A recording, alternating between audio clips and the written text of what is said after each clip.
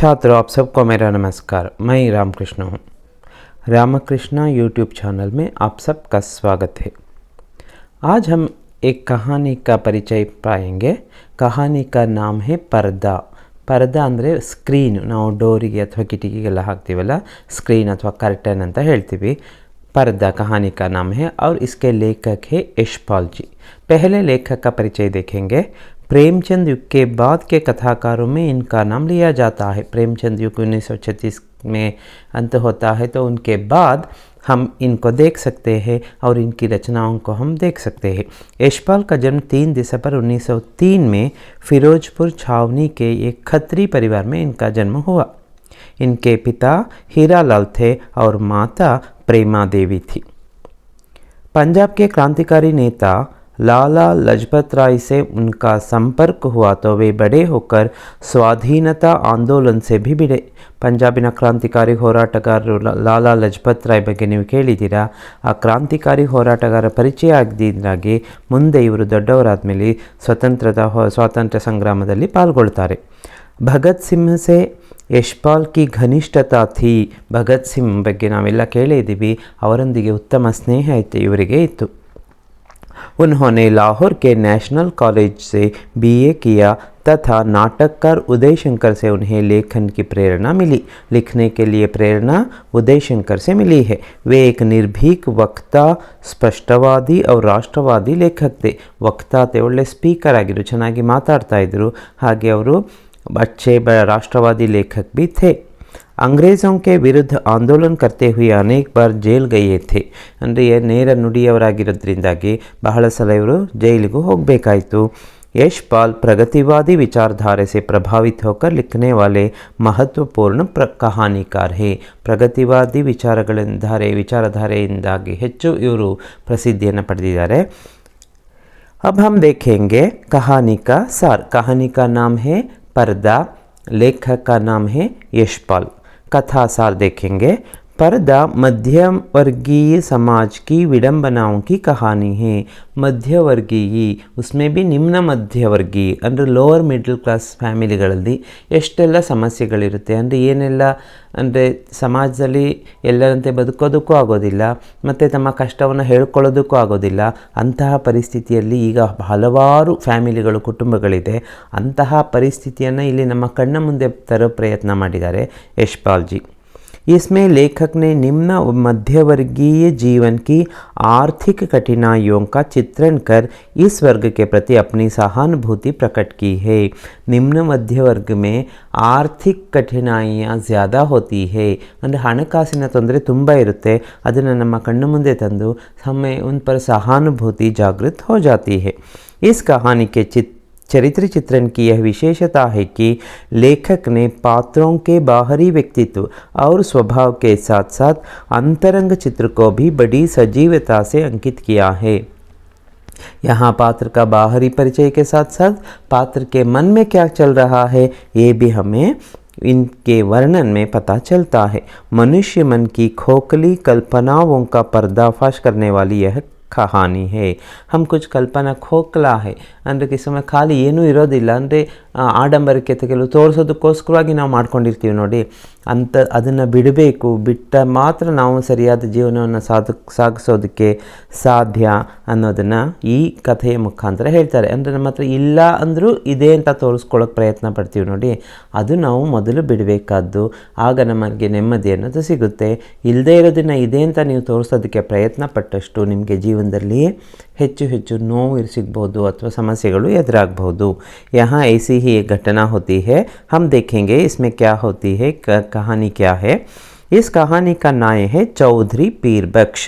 यहाँ पात्रों का नाम याद रखिए, चौधरी पीर बख्श इस कहानी का प्रमुख पात्र है। चौधरी पीर बख्श, उनके दादाजी चुंगी के महकमे में दारोगा थे। इनके दादाजी, इसका पिता के पिताजी एक चुंगी का मतलब है आजकल जो टोल गेट हम देखते हैं ना, उसमें वे दारोगा थे, इंस्पेक्टर थे। अंडर टोल गेट अल्ले और बड़े इंस्पेक्टर ಆಗಿದ್ರು। तब उन्हें उस वक्त के अनुसार अच्छी खासी आमदनी हो जाती थी। उस समय उन्हें अच्छी आमदनी मिलती थी। इनकम, आमदनी का मतलब है इनकम। उनका अपना छोटा सा पक्का मकान था, इसलिए अपना एक मकान भी बना लिया था। वे बहुत ही ऐश से रहा करते थे, उसी वजह से लोग उन्हें चौधरी भी कहने लगे थे। एक अमीर आदमी की तरह उनका जीवन था, तो सभी लोग उन्हें चौधरी कहकर पुकारने लगे। चौधरी अगर बुलाएंगे तो उनके लिए एक मान सम्मान बढ़ जाता है, तो सभी चौधरी कहकर पुकारते थे। और चौधरी खानदान अपने मकान को हवेली पुकारता था। जिस मकान में वे रहते थे उस मकान को वे हवेली कहते थे। हवेली को जो बड़ा मकान आलीशान बंगला होता है, तो वहाँ वे रहते। उतना बड़ा तो नहीं था, लेकिन चौधरी जी अपनी इज्जत रखने के लिए उसे हवेली कहते थे, क्योंकि लोग तो उन्हें चौधरी कहते थे, इसलिए वे अपने घर को घर या मकान नहीं हवेली कहते थे। ಅಂದರೆ ಇಲ್ಲಿ ತಮ್ಮ ಅಂತಸ್ತನ್ನು ತೋರಿಸ್ಕೊಳ್ಳೋ ಪ್ರಯತ್ನವನ್ನು ಅವರ ದಾದ ಮಾಡಿದರು. ಅದಕ್ಕೆ ತಕ್ಕಾಗಿ ಅವರು ಸ್ವಲ್ಪ ಇದ್ದರು ಅವ್ರ ಹತ್ರ ಹಣನೂ ಇತ್ತು, ಯಾಕಂದರೆ ಅವರು ಒಂದು ಟೌಲ್ ಇದರಲ್ಲಿ ಇನ್ಸ್ಪೆಕ್ಟರ್ ಆಗಿದ್ರಲ್ಲ. चौधरी अपने पिता चौधरी चौधरी का मतलब है चौधरी पीर बख्श, याद रखिए, चौधरी पीर बख्श अपने पिता चौधरी इलाही बख्श के 4 बेटों में से सबसे छोटे थे। चौधरी इलाही बख्श इनके दादा थे, उनके 4 बेटे थे, उनमें सबसे छोटा बेटा चौधरी पीर बख्श था।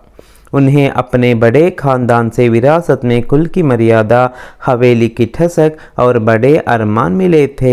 इसका मतलब ज़्यादा तो सिर्फ कुल की मर्यादा रखनी थी, लेकिन अपने दादा से या पिता से कुछ ज़्यादा नहीं मिला था।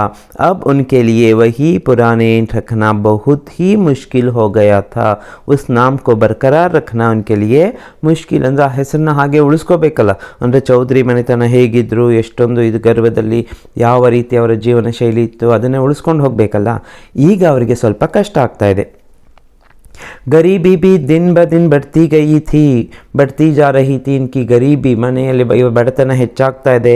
ಅಜ್ಜನ ಕಾಲದಲ್ಲಿ ಚೆನ್ನಾಗಿದ್ರು, ಆದರೆ ಇವರ ಕಾಲಕ್ಕೆ ಬರ್ತಾ ಬರ್ತಾ ಬಡತನ ಅನ್ನೋದು ಜಾಸ್ತಿ ಆಗ್ತಾ ಇದೆ. चौधरी पीर बख्श की पढ़ाई भी प्राइमरी से आगे ना बढ़ सकी थी। इनकी पढ़ाई प्राइमरी तक की हुई थी, इसलिए अच्छी नौकरी तो नहीं मिल पाई थी। शादी के बाद हवेली में रहना मुश्किल समझकर चौधरी पीर बख्श सितवा की कच्ची बस्ती में किराए का मकान लेकर रहने लगे। सितवा एक जगह का नाम है, एक एरिया का नाम है। वहाँ की एक कच्ची बस्ती, एक स्लम जैसा, वहाँ जाकर वे एक छोटा सा घर किराए पर लेकर रहने लगे। याद रखिए, सितवा की एक कच्ची बस्ती में वे रहने लगे। पक्का घर तो इनका है था नहीं, क्योंकि जिस घर में वे पहले रहते थे वह तो बहुत छोटा था, इसलिए वे अलग हो गए और कहाँ आ गए, सितवा आ गए। सितवा की एक बस्ती में रहने लगे। वो भी मकान खुद का नहीं, किराए का मकान था। ಕಿರಾಯ ಬಾಡಿಗೆ ಮನೆಯಲ್ಲಿ ವಾಸ ಮಾಡ್ತಾ ಇದ್ದಾರೆ. 2 ರೂಪಾಯಿ ಬಾಡಿಗೆ ಅಷ್ಟೇ ಕೊಡ್ತಿದ್ದಿದ್ದು. बस्ती में चौधरी पीर बख्श अकेले पढ़े लिखे सफ़ेद पोश थे, और जिस बस्ती में रहते थे ना, सितवा की बस्ती, वहाँ तो पढ़े लिखे लोग कोई नहीं थे, सिर्फ पीर बख्श चौधरी पीर बख्श ही थे। खानदान की इज्जत का प्रतीक होने वाला पर्दा उस कच्चे घर की ड्योढ़ी पर लटकता था। खानदान की इज्जत को बनाए रखने के लिए घर के दरवाजे पर हमेशा एक पर्दा लटका रहता था. ಅಂದರೆ ಮನೆಯ ಗೌರವವನ್ನು ಉಳಿಸ್ಕೊಳ್ಳೋದಕ್ಕೆ ಆ ಮನೆಯ ಮುಂದೆ ಬಾಗಿಲಿಗೆ ಯಾವಾಗಲೂ ಒಂದು ಪರ್ದಾ ಅಂದರೆ ಕರ್ಟನ್ನ ಸ್ಕ್ರೀನನ್ನು ಹಾಕಿರ್ತಿದ್ರು. कुछ दिनों तक तो 12 रुपयों में किसी तरह गृहस्थी चलती रही. कुछ दिनों तक तो 12 रुपये उन्हें मिलते थे. एक मिल में काम करते थे, तेल के मिल में. 12 रुपये में किसी तरह घर चलाते थे. लेकिन समस्या खड़ी हो जाती तो घर के बर्तन, जेवर और कुछ सामान बेचकर गृहस्थी चलानी पड़ती थी.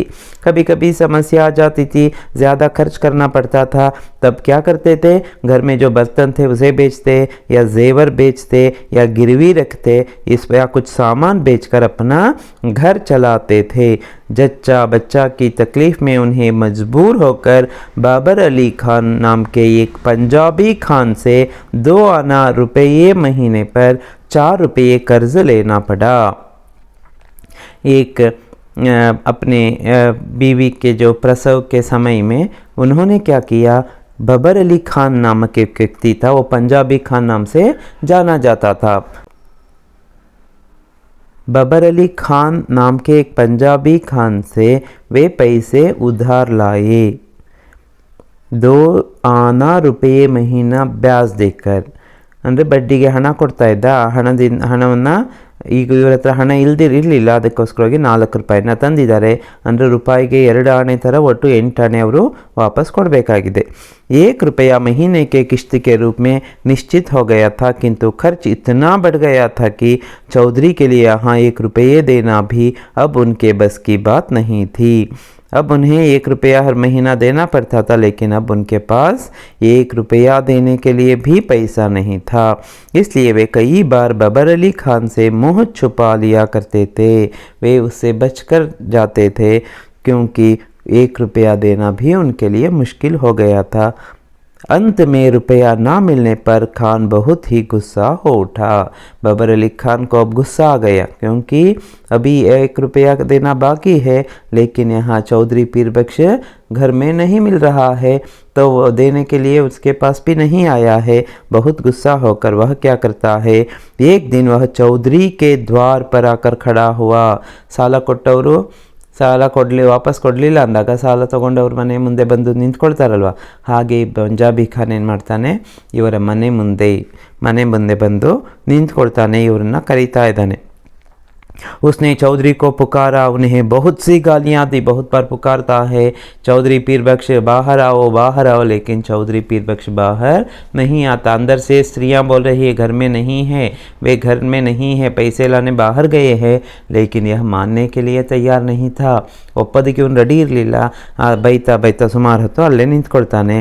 ಒಂದು ಸಲ ಬಂದು ಹೋಗಿರ್ತಾನೆ, ಮತ್ತು 2ನೇ ಸಲ ಬಂದು ಅಲ್ಲೇ ನಿಂತ್ಕೊಂಡು वह क्या करने लगता है, गालियाँ देने लगता है। इस गर्माते माहौल को देखकर चौधरी के इर्द गिर्द रहने वाले लोग भी इकट्ठा हो गए।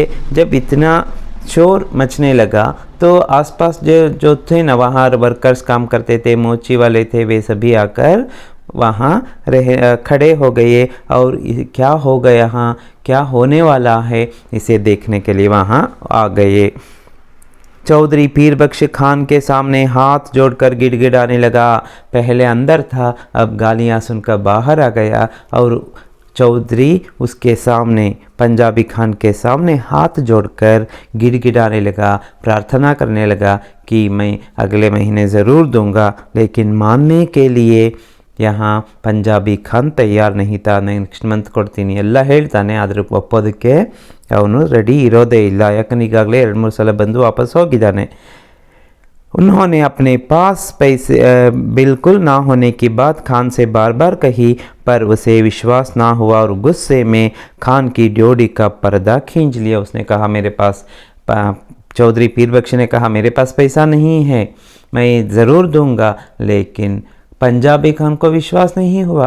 क्यों विश्वास नहीं हुआ? उसने सोचा था कि घर के दरवाजे पर जो पर्दा है ना, जो दरी है ना, उसे देखकर उसने सोचा था कि चौधरी के पास पैसा होगा, घर में पैसा होगा, या बर्तन होंगे, जेवर होंगे, कुछ भी होंगे, लेकिन किसी को पता ही नहीं था कि चौधरी पीर बख्श के घर में कुछ भी नहीं था। उनके घर में रहने वाली स्त्रियों को पहनने के लिए कपड़े भी नहीं थे, तो पूरा शरीर कपड़े से वे नहीं ढक पाते थे। इसलिए ऐसी हालत में चौधरी पीर बख्श का जीवन चल रहा था। चौधरी जब पर्दा उसने खींचा तो उस ओर जो घर के अंदर जो स्त्रियां खड़ी थी, जो उनका बदन पूरी तरह से कपड़े से छुपा तक नहीं था, तो वे सभी शर्म से एक और हो गई और चौधरी पीर बख्श बेहोश होकर नीचे गिर पड़ा। प्रज्ञೆ ತಪ್ಪಿ ಬಿದ್ದು ಹೋಗ್ಬಿಡ್ತಾನೆ। ಅಂದರೆ ತನ್ನ ಮರ್ಯಾದೆ ಹೊರಟೋಯ್ತು, ಇಷ್ಟು ದಿವಸ ಕಾಪಾಡಿಕೊಂಡು ಬಂದ ಮರ್ಯಾದೆ ಹೊರಟೋಯ್ತು ಅಂಥೇಳಿ ಅವನಲ್ಲೇ ಬಿದ್ದುಬಿಡ್ತಾನೆ। ಬೇಹೋಶ್ ಹೋನ ಅಂದರೆ ಪ್ರಜ್ಞೆ ತಪ್ಪದು, प्रज्ञे तभी बीड़ताने। चौधरी के घर की औरतों के पास अपना पूरा तन ढकने के लिए कपड़े ना थे, उनके पास कपड़े भी नहीं थे। पर्दा अचानक गिरने से वे सिकुड़ गई। ये इकट्ठी भीड़ ने घृणा और लज्जा से अपना मुंह फेर लिया। जो भीड़ वहाँ खड़ी थी ना, इकट्ठी थी ना, वे सभी घृणा से चली गई, वह भीड़ घृणा से चली गई। क्यों? तिरस्कार। उन लोगों ने सोचा था कि चौधरी का जीवन अच्छा होगा, अंदर सभी खुश होंगे, स्त्रियां सभी खुश होंगी, लेकिन ऐसा कुछ नहीं था। पहनने के लिए कपड़ा नहीं, खाने के लिए अन्न नहीं। ऐसी स्थिति में वे थे उनके इस घर में। घृणा और लज्जा से अपने मुंह फेर लिया। खान का गुस्सा तो हवा हो गया। जिस पर्दे को वह लेकर जाना चाहता था, उस पर्दे को ले जाने का मन उसे नहीं हुआ, क्योंकि अब उसमें जो गुस्सा था ना, पीर बख्श पर, वह गुस्सा नहीं रहा, क्योंकि उसने असलियत जानने के बाद उसने असलियत जाननी थी। इसलिए उसने क्या किया? पर्दा वहीं पर पटक कर खाली हाथ वहाँ से वापस गया। पर्दा जो था ना, उसे वहीं पर पटक दिया और पटक कर फेंक कर वह खाली हाथ चला गया। चौधरी पीर बख्श का जब होश आया तो उन्होंने अब गिरे हुए पर्दे को फिर से उठाकर लगाना ना चाहा। जब चौधरी पीर बख्श होश आया तो उसने देखा पर्दा नीचे गिरा है, लोग सभी चले गए थे, स्त्रियां एक और हो गई थी। तो उस पर्दे को फिर से उठाकर डालने की हिम्मत चौधरी पीर बख्श में नहीं हुई। क्योंकि इतने दिनों तक वह पर्दा था? क्योंकि अपनी इज्जत बचाने के लिए जो चौधरी जो नाम था, उस नाम के अनुसार जीने के लिए उसने वह पर्दा डाला था। लेकिन आज सब कुछ सबके सामने खुल गया। ಜನರ ಮುಂದೆ ಎಲ್ಲ ತೆರ್ಕೊಳ್ತು, ಏನೂ ಇಲ್ಲ ಚೌಧರಿ ಜೀವನದಲ್ಲಿ ಅನ್ನೋದು ಗೊತ್ತಾಗಿದೆ.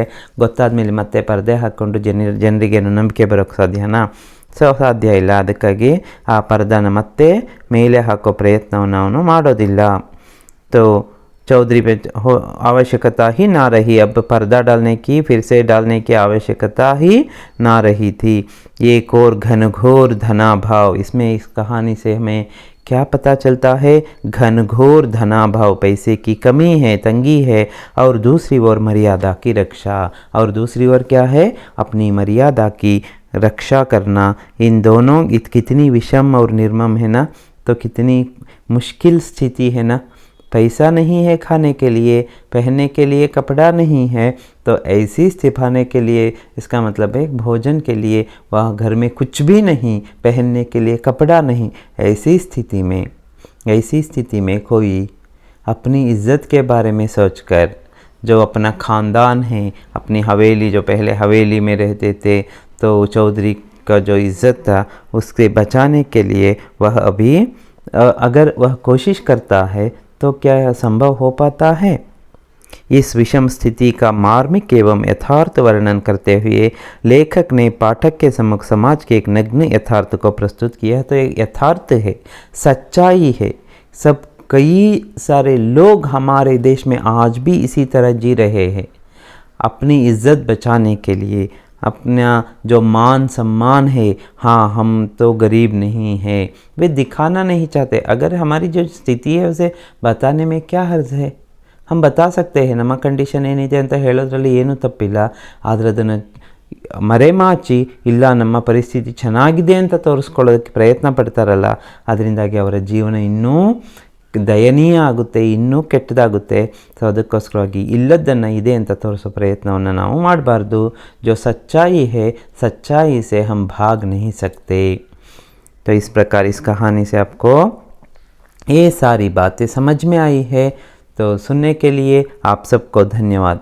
अगर आपने इस चैनल को अभी तक सब्सक्राइब नहीं किया है तो अभी सब्सक्राइब कर लीजिए। अगर यह वीडियो आपको पसंद आया है तो लाइक करना और शेयर ज़रूर करना। सुनने के लिए आप सबको धन्यवाद।